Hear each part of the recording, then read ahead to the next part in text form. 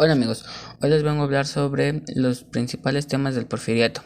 Uno de ellos son las potencias imperialistas en el siglo XIX y en el siglo XX.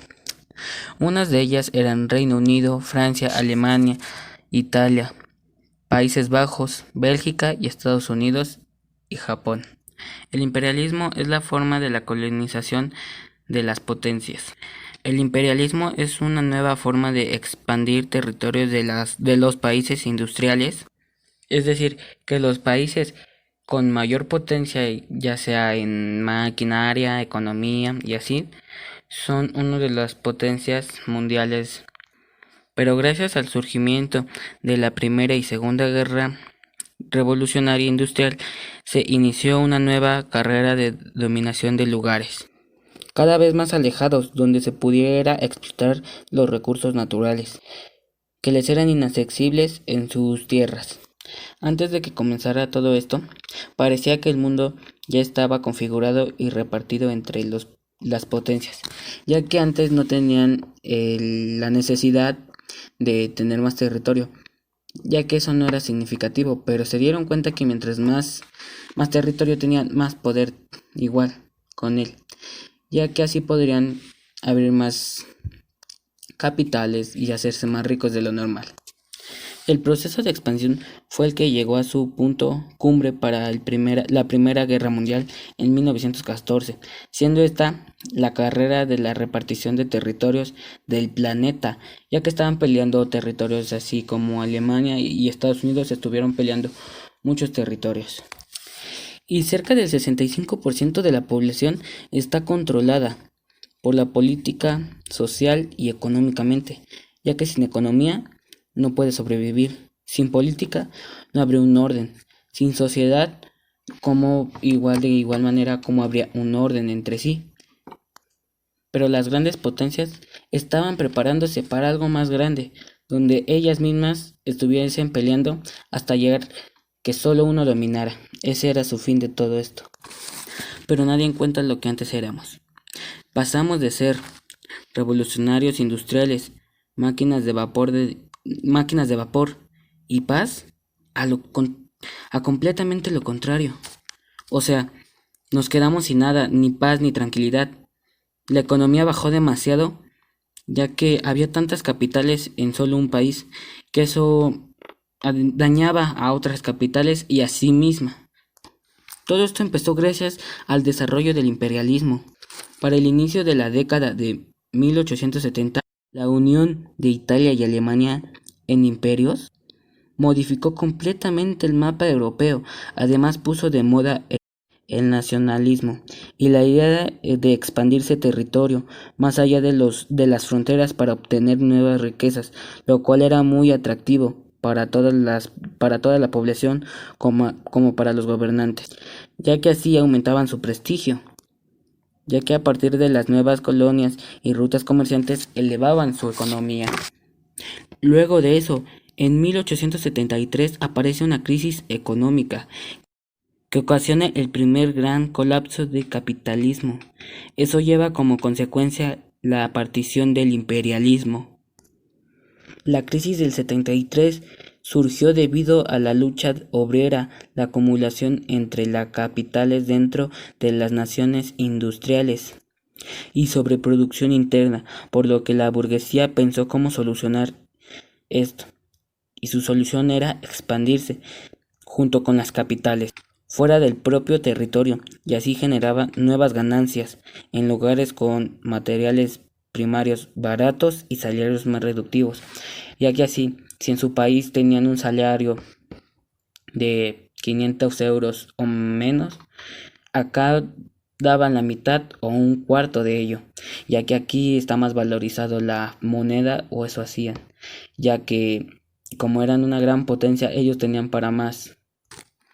Todo esto aceleró la carrera de los imperios industriales por nuevos territorios y desarrollo tecnológico, ya que mientras mejor tecnología, más poder tenían.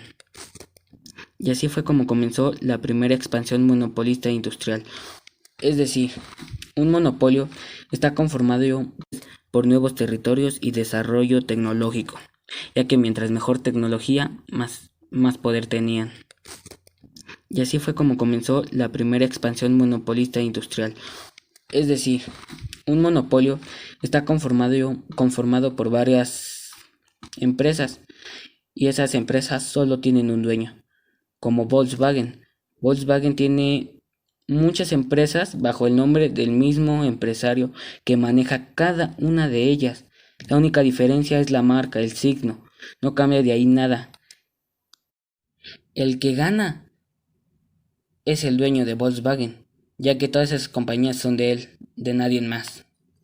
En aquellos años, las potencias se hacían llamar imperios bajo ese mismo nombre, tenían una lógica de expandirse por todo el mundo, pero no realmente muy pocos pudieron. Pero tanto así era su idea que hubo una conferencia llamada la Conferencia de Berlín, donde los grandes imperios pusieron reglas de cómo se iban a repartir África. Así resolvieron los problemas de repartición. Depende de su poder, era lo que le tocaba a cada quien.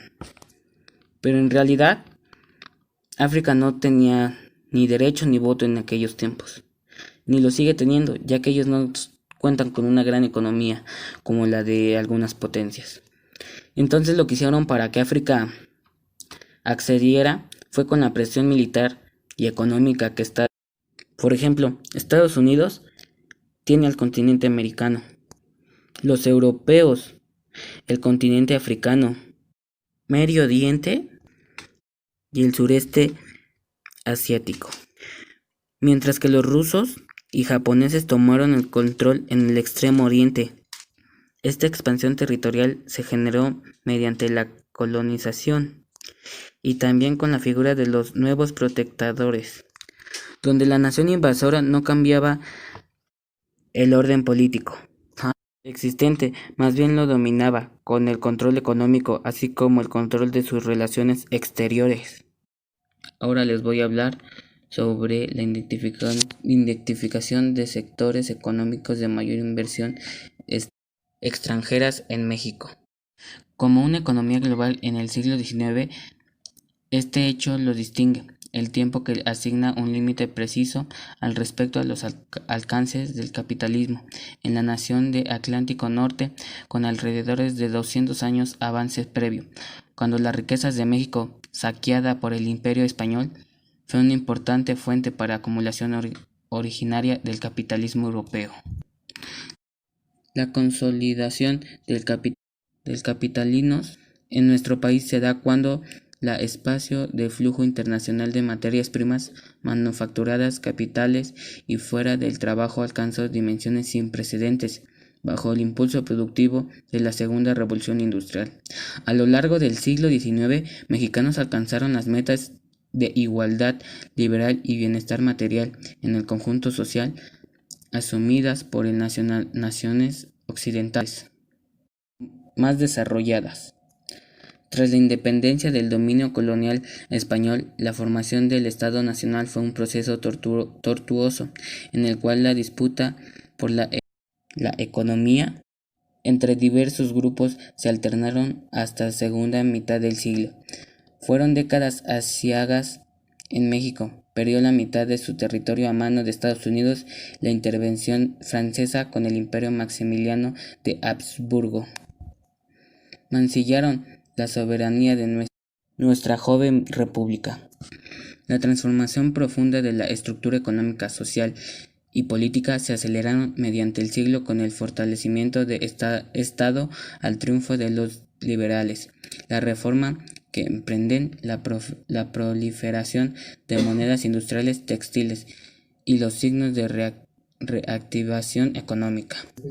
No obstante, el panorama global de México sigue siendo avasallador. Cuando menos 2/3 partes de la población se hayan dispersado en comunidad rural, prácticamente ajenas al intercambio económico, y el tercio restante urbano se encuentra cercado por la debilidad de los consumos y falta de comunicación. Ahora seguimos con características urbano se encuentra cercado por la debilidad de los consumos y falta de comunicación. Ahora seguimos con características del proyecto de modernización durante el Porfiriato. Una de las características de la modernización es la existencia de un orden jurídico, sistemático y racional. La creación de un orden semejante ha sido un elemento especialmente importante de la lucha por alcanzar la modernidad en México, porque las leyes significan el anticipo de lo que el país pretende llegar a ser. Consumación de la independencia, adoptando el modelo occidental de derecho en su forma más o menos pura, centrado en la Constitución, los códigos y las leyes escritas. Sin embargo, la modernización jurídica no ha sido como las otras. La modernización, la economía, la política, la educación, la cultura, etc., sino que ha servido como una especie de hoja de ruta para todas ellas. En la ley se fija la visión del país hacia el futuro. Ellos generan inevitablemente una tensión con la realidad social, pues la ley pretende que esta realidad se ajuste a ella. Pero, por otro lado, para no ser meramente utópica y poder causar la convivencia social, la ley tiene que tomar en cuenta cuáles son las posibilidades de su propia eficacia respecto de la realidad que se quiere reformar. Así podemos conceptualizar también la tensión entre ley y realidad social a través de la distancia regular. Eso es la ley capaz de orientar efectivamente los comportamientos sociales. La diferencia no es de esencia, sino de grado, porque nadie impide que la ley, cualquier ley, incorpore y pretenda cumplir ambas funciones, regular eficazmente al tiempo que instituye simbólicamente. La tensión entre normas y realidad social se resuelve fundamentalmente en una de dos maneras. Bien la ley logra prevalecer sobre la realidad, transformándola a veces de manera violenta, o bien realidad acaba imponiendo un ajuste a la normal, que de ese modo adquiere un nivel de mayor consonancia con la sociedad en que se inserta, pero a costo de perder parte de su fuerza reformista. La historia jurídica de México hasta el día de hoy presenta numerosos ejemplos de ambos movimientos. Ahora vamos con las principales contradicciones de la sociedad económicas y políticas. La crisis del Porfiriato se asoció a un momento histórico en el comienzo del siglo XX en México. Durante el gobierno del dictador Porfirio Díaz, concretamente entre 1900 y 1910, donde se dieron distintas situaciones conflictivas políticas y económicas, internas y externas, que fueron antecedentes del fin del gobierno de Porfirio Díaz. El gobierno de Porfirio Díaz se caracterizó por generar gran progreso en México, sobre todo cuanto a industrialización. Potencias la industria de los ferrocarriles y la agricultura. Muchos consideran el periodo gubernamental de Díaz, que duró más de 30 años, como el que más progreso originó en México. Sin embargo, durante el Porfiriato se generó mucho descontento social, debido a que las clases altas eran las únicas que gozaban de los privilegios de la bonanza. Los obreros eran explotados cruelmente y los ciudadanos en general tenían muy pocos derechos. Las acciones represivas de un Estado controlado dieron lugar a que los mexicanos se plantearan un sistema distinto, a través del cual pudieran gozar de la libertad y oportunidad laboral dignamente. A partir de 1990 se terminó de desmontar el régimen de Porfirio Díaz. La crisis del Porfiriato terminó en 1910.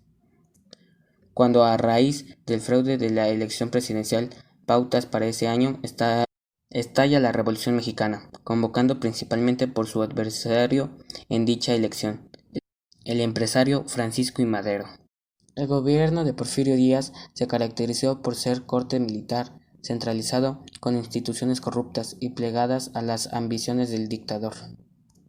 Al final del siglo XIX, el auge económico que se generó en el comienzo de Porfirio Díaz había decaído en ciertas medidas. Ahora, con características de la manifestación cultural y su influencia del Porfiriato. Los aspectos culturales que se destacaban durante el Porfiriato son los siguientes. Se dio un afrancesamiento en la vida artística y cultural, moda, mobiliarios, costumbres, arquitectura, espectáculos como la ópera, música y teatro. Las nuevas corrientes del realismo y modernismo estuvieron representadas con la producción poética y novelística de Emiliano Rabasa, Amado Nervo, Manuel Lacuna, Federico Gamboa, Manuel Painó y Rafael Delgado. La historia nacional fue analizada por Vicente Riva Palacios, Francisco Bulnes y Justo Sierra Méndez. Con el propósito de contrarrestar la educación positiva, fue el Ateneo de la Juventud por interculturales como Alfonso Reyes, Antonio Caso, Pedro Enríquez Ureño y José Vasconcelos. La publicación de Rivas Azul y la revisión moderna a las que se mostraban